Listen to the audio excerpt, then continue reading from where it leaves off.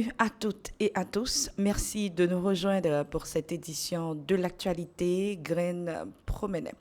Sur le plan national, nous ouvrons ce journal avec la Journée nationale de l'enfant haïtien, célébrée le dimanche 14 juin 2026. À cette occasion, l'UNICEF a rappelé que plus de 751 000 enfants vivent aujourd'hui déplacés à cause de la violence. L'organisation insiste sur le droit de chaque enfant à grandir dans un environnement sûr, protégé et favorable à son développement. Elle a également lancé un message d'espoir, affirmant qu'aucun rêve n'est trop grand pour les enfants haïtiens. Cette réalité s'inscrit dans un contexte sécuritaire toujours préoccupant. Selon le Haut-Commissaire des Nations Unies aux droits de l'homme, plus de 2300 personnes ont été tuées et plus d'une centaine d'enlèvements recensés en Haïti depuis le début de l'année. Toujours selon l'ONU, les opérations policières contre les groupes armés se sont intensifiées ces derniers mois dans la région métropolitaine de Port-au-Prince. Sur le terrain, les autorités poursuivent leurs offensives. Des unités spécialisées de la police nationale ainsi que des soldats ont été observés ce lundi dans plusieurs zones de Tabar. D'autres opérations impliquant le SWAT, l'UTAG et l'UDMO ont également été signalées. Pendant ce temps, l'insécurité continue de frapper les familles. Selon plusieurs informations circulant sur les réseaux sociaux, un homme identifié comme Isnel et son enfant auraient été enlevés dans la zone de Puy-Blain.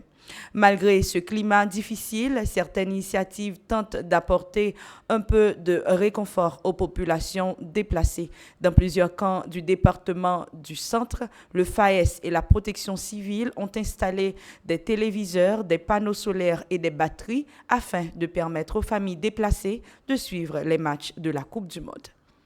Dans le secteur de l'éducation, la tension reste vive dans le sud-est. Des enseignements non nommés ont fermé les portes de la direction départementale de l'éducation afin d'exiger leur nomination et le respect des engagements pris par les autorités. Sur le plan sanitaire, Haïti a réaffirmé son engagement en faveur du renforcement de la sécurité sanitaire lors de la 178e réunion du comité exécutif de l'OPS-OMS à Washington. Toujours dans les affaires publiques, le gouvernement a officiellement lancé un programme de renforcement des capacités des unités d'études et de programmation dans le but d'améliorer l'efficacité des politiques publiques. Présente à cette cérémonie, la ministre de la Condition féminine, Pedrika Saint-Jean, a plaidé pour des politiques publiques plus inclusives et davantage sensibles aux questions d'égalité entre les femmes et les hommes. Dans le domaine culturel, une bonne nouvelle pour Haïti. La cinéaste haïtienne Jessica Généus a remporté le Swan d'or du meilleur long-métrage au Festival de Cabourg grâce à son film Marie-Madeleine.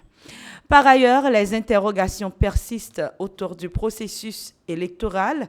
Plusieurs observateurs évoquent encore des incertitudes concernant le calendrier et l'organisation des prochaines élections.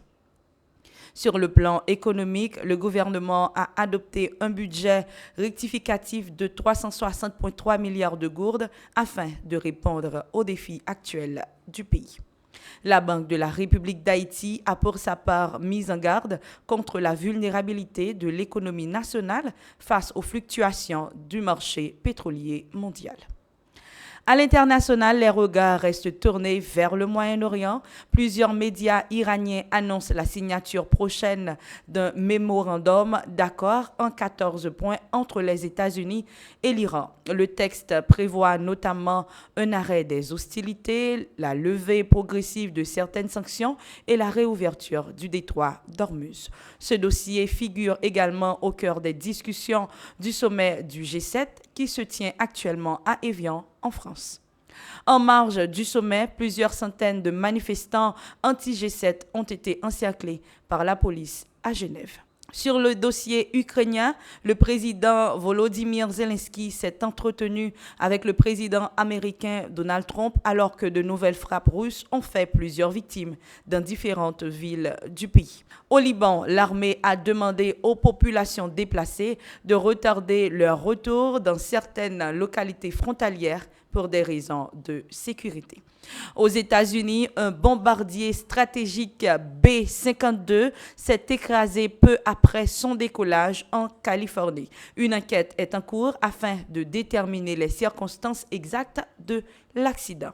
Toujours aux États-Unis, la soirée de l'UFC organisée à la Maison-Blanche a suscité une vive polémique après les déclarations controversées d'un combattant affirmant que Michelle Obama est un homme lors d'une interview en direct.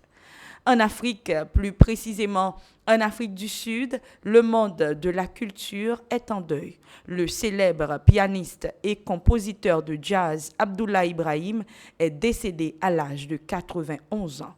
L'Union africaine a publié un rapport alarmant indiquant que le continent devra recruter près de 15 millions d'enseignants supplémentaires d'ici 2030.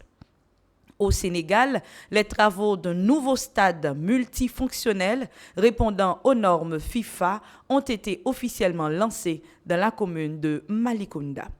Toujours au Sénégal, les préparatifs d'une importante mission du Fonds monétaire international se poursuivent autour des questions liées à la dette et aux finances publiques. Au Nigeria, près de 10 000 anciens combattants de Boko Haram ont été réintégrés dans le cadre d'un programme national.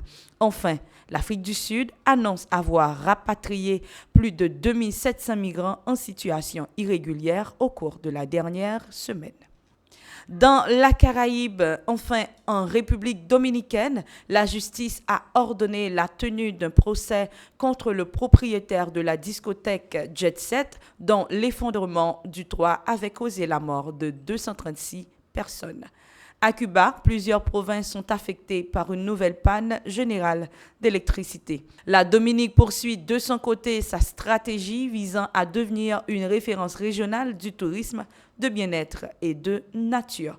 En Guadeloupe, les pompiers sont fortement mobilisés face à plusieurs incendies de broussailles provoqués par la sécheresse.